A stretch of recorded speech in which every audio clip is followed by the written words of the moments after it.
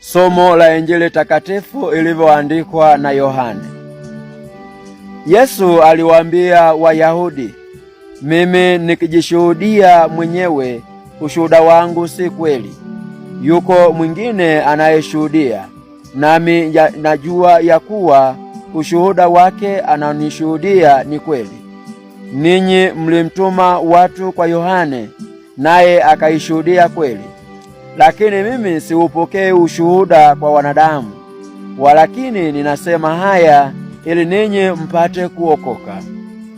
Yeye alikuwa taa iwakayo na kung'aa, nanyi mmependa kuishangilia nuru yake kwa muda.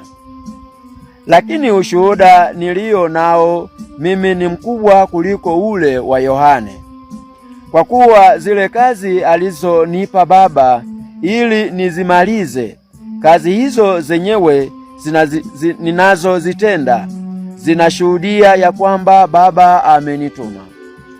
Naye Baba aliyenipeleka amenishuhudia.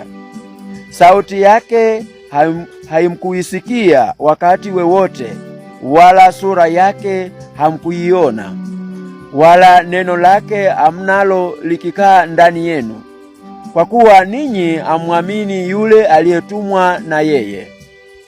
Mwayachunguza maandiko kwa sababu mnadhani kwamba ninyi mna uzima wa milele ndani yake, na hayo ndiyo yanayonishuhudia.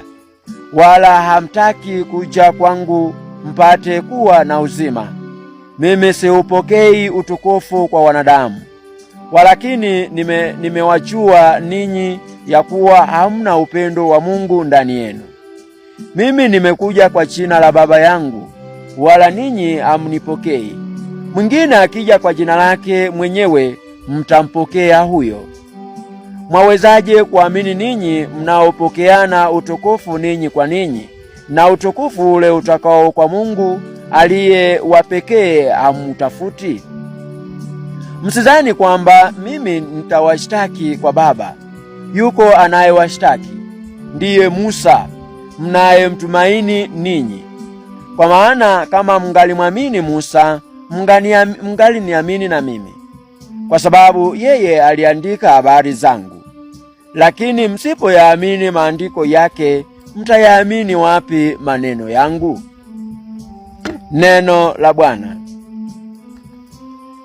Mpendwa mtazamaji wa Jimbo Katoliki Njombe Online TV, karibu katika tafakari, ikiwa leo ni Alhamisi ya Dominika ya 4 ya Kwaresma. Ndugu zangu wapendwa, katika Injili ya Yohane tuliyosikiliza hivi punde, sehemu ya kwanza inahusu muujiza aliyotenda Yesu siku ya Sabato, na hivyo Wayahudi wanaanza kumshutumu na kumshambulia kwa hoja zao, wakihoji ukuu na uweza wake. Na sehemu ya pili na ya tatu ni majibu ya Yesu kufuatia hoja za Wayahudi. Katika kujitetea, Yesu anaombwa atoe ushuhuda, na hapo anasisitiza kuwa shuhuda wake ni Mungu mwenyewe, Baba aliyempeleka.